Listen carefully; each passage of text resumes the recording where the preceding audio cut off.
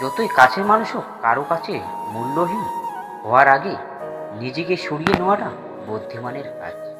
কেউ দেখতে পাবে না তুমি তাদের জন্য কি করেছো, তারা শুধু দেখতে পাবে তুমি তাদের জন্য কি করোনি।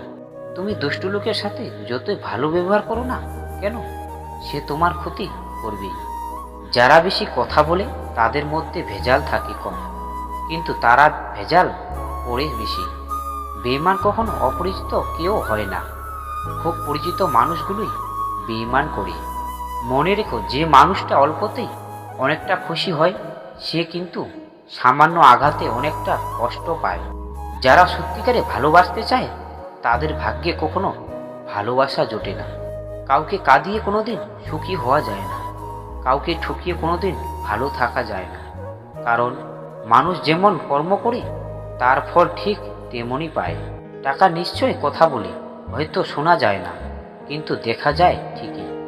এখন ভালোবাসা বলতে কিছু নেই, সবাই নিজের দরকারে চলে। জীবনে ভালো থাকার সিক্রেট কি জানো? কারো কথা গায়ে লাগানো যাবে না। যে ভালোবাসায় মানসিক শান্তি মেলে না, সে ভালোবাসায় বিচ্ছিন্ন হওয়াটাই ভালো। কারো মনের ক্ষতস্থানটা দেখাতে নেই, কারণ মানুষের কাছে ব্যথা কমানোর মলম না থাকলেও ছোটানোর জন্য লবণ থাকবে। মন ভালো থাকলে সব কিছুই ভালো লাগে, আর মন খারাপ থাকলে ভালোটাও খারাপ লাগে। এটাই প্রকৃতির নিয়ম। মানুষ হারিয়ে গেলে খুঁজে পাওয়া যায় না, কিন্তু মানুষ বদলে গেলে তাকে আর আগের মতো করে পাওয়া যায় না। বিয়ে করলে মোটা মেয়েকে বিয়ে করুন। মনোবিজ্ঞানীরা অনুসারে মোটা মেয়েদের রাগ কম হয় এবং এরা নিজের স্বামীকে খুব বেশি ভালোবাসে। যেখানে তোমার গুরুত্ব নেই সেখানে যাওয়া বন্ধ করে দাও, যেটা কারো বাড়ি হোক বা কারো মন হোক। একটা বাঘ রক্তের গন্ধ না পেলে যতটা না হিংস্র হয়, একটা মানুষ টাকার গন্ধ পেলে তার চেয়ে শত গুণ হিংসা হয়। সব বন্ধু পাশে থাকে না, কিছু বন্ধু সুযোগ নিতে কাছে আসে।